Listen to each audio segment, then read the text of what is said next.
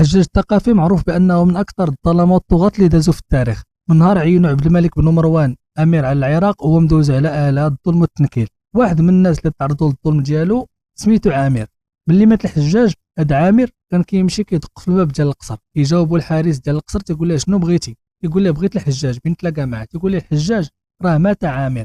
يقول له الحجاج مات، انا لله وانا اليه راجعون، وكيمشي في حاله. يدوز نهار يومين كيعاود يرجع، كيدق في الباب كيقول له هذاك الحارس اش بغيتي يا عامر؟ يقول له بغيت نتلاقى بالحجاج. تيقول له الحجاج راه مات، ياك هو اللي بحكيت عليه. يقول له الحجاج مات، لله ما اعطى ولله ما اخذ، وكيمشي في حاله. المره الثالثه جا دق، قال لي اش بغيتي يا عامر؟ ياك هو اللي البارح جيتي ودقيتي وقلت لك سير بحال. قال لي بغيت نتلاقى بالحجاج، علاش ما بغيتيش تلاقيني بالحجاج؟